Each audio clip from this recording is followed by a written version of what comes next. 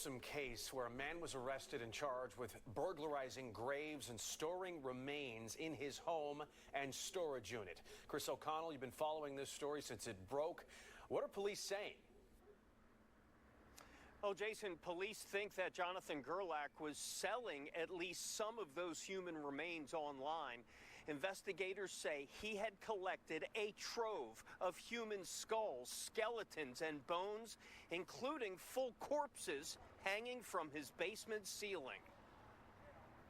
I never thought I would see this in my life. It was an experience that you really don't want to relive. The Yeadon police chief says he's seen a lot in his career, but nothing like what he saw when he walked into the home of accused grave robber Jonathan Gerlach. He was one of the first inside of Gerlach's Ephrata home when they discovered more than 100 human remains of people who have died decades, even centuries ago. Investigators and medical examiners were back at the property today. They say 8 more bodies were found at a nearby storage locker. They were basically on display. There was some stuff in boxes, but most of the stuff was on display. According to newly released affidavits, police say Gerlach used crowbars and screwdrivers to break into dozens of mausoleums and underground burial vaults on both the Yeadon and Philadelphia sides of the historic Mount Moriah Cemetery. You can actually see where some of the stones were moved and vaults burglarized. 2 corpses stolen from this grave, 7 sets of remains stolen from this family plot. All of the remains were from those who died many years ago, but some as young as infants.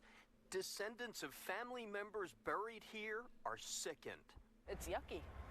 I mean, anybody finding out, we think that, we're going to rest in peace and be okay there. And, I mean, it's their landing space of their body, not their soul. So there's peace in that.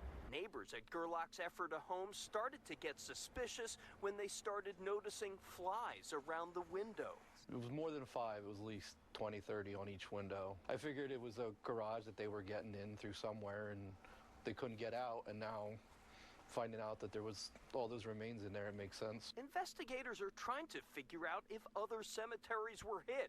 In December, a tip came into police about a grave robber in Luzerne County.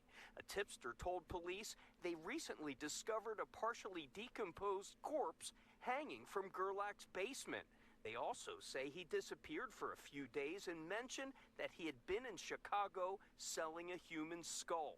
Police are looking into a Facebook page devoted to selling human remains.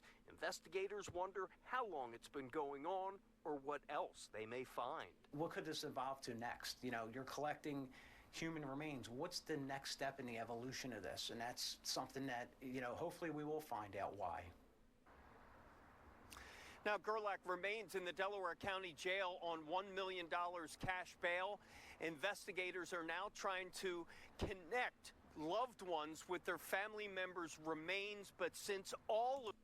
Frank, never would I display a human skeleton. Never.